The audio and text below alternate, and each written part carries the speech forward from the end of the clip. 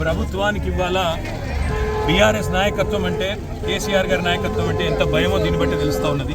1,00,000 క్యూసెక్కుల నీళ్లు కిందికి పోతుంటే ఇవాళ గోదావరి నుంచి సముద్రంలో వృధా కలుస్తుంటే ఆ నీళ్లను చూపెట్టి పైన ఎండుతున్న పొలాలు, పైన నాట్లేయలేని పరిస్థితి, అట్లాగే ఎండుకున్న రిజర్వాయర్ ఇవన్నీ కూడా చూపెట్టి కింద వృధా పోతున్న నీళ్ళని వాళ్ళ కన్నెపల్లి దగ్గర ఒక పంప్ ఆన్ చేస్తే పైకి నీళ్ళు ఇవ్వచ్చు. నిజంగా ఈ ప్రభుత్వానికి చేత కాకపోతే, ఈ ప్రభుత్వానికి నిజంగానే వ్యవసాయాన్ని బాగా చేసే వాళ్ళకు ఆలోచన కానీ ఉద్దేశం కానీ లేకపోతే ఒక వారం రోజులు కేసీఆర్ గారికి అప్పచెప్పండి. కన్నెపల్లి దగ్గర నుంచి వాళ్ళ నీళ్లు పంపులు ఆన్ చేసి మొత్తం వారం రోజుల లోపలనే అన్ని జలాశయాలు నింపి రాష్ట్రంలోని మరి గోదావరి మీద ఆధారపడ్డ, గోదావరి పరివాహక ప్రాంతం మీద ఆధారపడ్డ, గోదావరి మీద ఆధారపడ్డ ప్రతి ఎకరం పంట పొలానికి నీళ్ళు ఇచ్చే బాధ్యత మాది. ఇవాళ సింపుల్గా 93.5 మీటర్ల మీద గోదావరి ప్రవహిస్తూ ఉంది. మేడిగడ్డ బ్యారేజ్తో సంబంధం లేకుండా, బ్యారేజ్ గేట్లు తెరుచున్నాయా మూసున్నాయా అన్న దాంతో నిమిత్తం లేకుండా ఇవాళ బ్రహ్మాండంగా పంపులు ఆన్ చేస్తే కన్నెపల్లి దగ్గర నుంచి లిఫ్ట్ చేయొచ్చు. ఆడ 96 మీటర్ల మీదికెళ్ళి గోదావరి పోతున్నది. ఇవాళ 93.5కే మీరు బ్రహ్మాండంగా పంపులు ఆన్ చేయొచ్చు. ఆడ బ్యారేజ్తో సంబంధం లేకుండా నీళ్లు తోడొచ్చు. బ్రహ్మాండంగా మిడ్ మానేర్ కానీ, లోవర్ మానేర్ కానీ, పైన ఉండే మల్లన్న సాగర్ కానీ, రంగనాయక్ సాగర్ కానీ అన్నీ కూడా బస్వాపూర్తో సహా అన్ని రిజర్వాయర్లు నింపొచ్చు. బ్రహ్మాండంగా రైతులకు నీళ్ళు ఇవ్వచ్చు. మార్గ మధ్యంలో ఉండే చెర్రల్లో కూడా నీళ్లు పోయొచ్చు. కానీ ప్రభుత్వం తన చేతగాంతనాన్ని, తన అసమర్థతను కప్పిపుచ్చుకోవడానికి ఇలా మమ్మల్ని జనగామ దగ్గరనే అడ్డుకునే ప్రయత్నం చేస్తూ ఉన్నది. ఎందుకు అడ్డుకుంటున్నారని మేము అడిగాం పోలీసులకు. మాకు ఆదేశాలు ఉన్నాయంటాడు. కింద నీళ్లు వృధాగా పోతుంటే అవి రైతులకు చూపెడతామంటే మీకెందుకు భయం? ఎల్నీనో అంటున్నారు, కరువు వచ్చింది అంటున్నారు. కరువు వచ్చినా ఇవాళ కల్పతరువు లాంటి కాళేశ్వరం తెలంగాణకు ఉన్నది.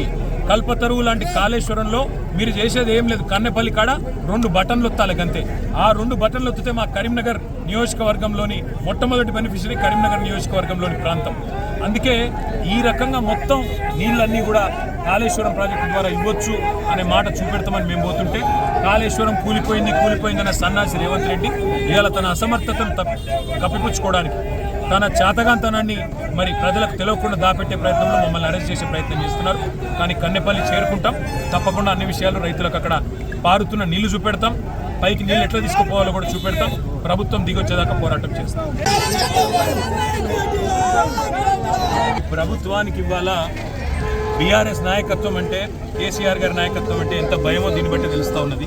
1,00,000 క్యూసెక్కుల నీళ్లు కిందికి పోతుంటే ఇవాళ గోదావరి నుంచి సముద్రంలో వృధా కలుస్తుంటే ఆ నీళ్లను చూపెట్టి పైన ఎండుతున్న పొలాలు, పైన నాట్లేయలేని పరిస్థితి, అట్లాగే ఎండుకున్న రిజర్వాయర్ ఇవన్నీ కూడా చూపెట్టి కింద వృధా పోతున్న నీళ్ళని వాళ్ళ కన్నెపల్లి దగ్గర ఒక పంప్ ఆన్ చేస్తే పైకి నీళ్ళు ఇవ్వచ్చు.